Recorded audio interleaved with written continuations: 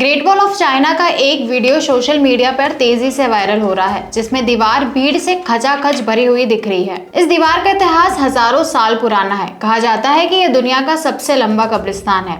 वहीं स्थानीय मिथकों में ये दीवार चीन की सबसे मशहूर लव स्टोरी की गवाह है। हमारी आज की रिपोर्ट भी इसी विषय पर है, तो आइए जानते हैं कि चीन की दीवार को दुनिया का सबसे लंबा कब्रिस्तान क्यों कहते हैं और कैसे एक महिला के रोने से चीन की दीवार ढह गई थी। नमस्कार, मैं सिमरन शर्मा स्वागत करती हूँ आपका यूबी न्यूज में, जहां हम न सिर्फ खबरें लाते हैं बल्कि उसका बारीक और सटीक विश्लेषण भी करते हैं। भीड़ से खचाखच भरी ग्रेट वॉल ऑफ चाइना का वीडियो सोशल मीडिया पर तेजी से वायरल हो रहा है। चीन की महान दीवार दुनिया के 7 अजूबों में से एक है। वायरल तस्वीरों में 21 फीट चौड़ी दीवार पर पैर रखने तक की जगह नहीं है। इन तस्वीरों ने 16वीं शताब्दी की सालों पुरानी दीवार के संरक्षण को लेकर सवाल खड़े किए हैं। ग्रेट वॉल ऑफ चाइना की कल्पना चीन के पहले सम्राट किन शू हुआंग ने 3री शताब्दी ईसा पूर्व में की थी, लेकिन इसे पूरा होने में सैकड़ों साल लग गए। अलग अलग राजाओं ने सुरक्षा के लिहाज से अपने अपने समय में दीवार का विस्तार किया। 16वीं शताब्दी तक आते आते ये दीवार करीब 21 किलोमीटर हो गई। चीन की ग्रेट वॉल की लंबाई 21,196.18 किलोमीटर और ऊंचाई 8 से 35 फीट है।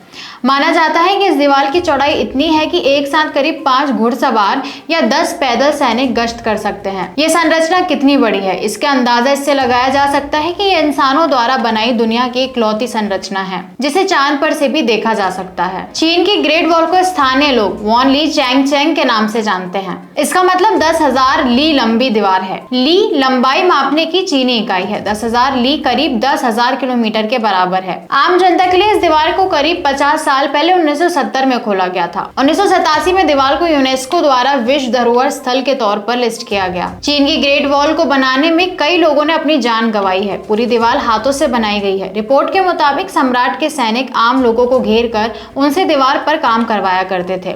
हजारों की संख्या में लोग दिन रात दीवार बनाने में लगे रहते थे। बताया जाता है कि अगर कोई मजदूर भागने की कोशिश करता था या शिकायत भी करता था तो उसे वह जिंदा दफना देते थे। अगर कोई मजदूर ठीक से काम नहीं कर पा रहा है तो उसका परिणाम भी ऐसा ही होता था। पुरातत्वविदों को दीवार के कुछ हिस्सों के नीचे मानव अवशेष भी मिले हैं। एक आंकड़े के अनुसार लगभग 2000 सालों के निर्माण के दौरान 4 लाख से 10 लाख लोगों की मौत हो गई। इन लोगों को दीवार के किनारे या दीवार के भीतर ही दफना दिया गया। इस वजह से चीन की महान दीवार को अक्सर इतिहास का सबसे लंबा कब्रिस्तान कहा जाता है। आमतौर पर दीवार सीधी बनाई जाती है, लेकिन चीन की दीवार काफी टेढ़ी मेढ़ी है। कुछ लोग इसके डिजाइन की तुलना एक ड्रैगन से करते हैं। वहीं चीनी मिथकों के अनुसार एक ड्रैगन ने दीवार का रास्ता दिखाया था। मजदूर ड्रैगन के पीछे पीछे चले और उनके अनुसार दीवार का काम जारी रखा। चीनी मिथकों के अनुसार ग्रेट वॉल ऑफ चाइना एक अधूरी प्रेम कहानी की गवाह है। दरअसल चीन राजवंश के पहले सम्राट शी हुआंगती के आदेश के तहत महान दीवार बनाने के लिए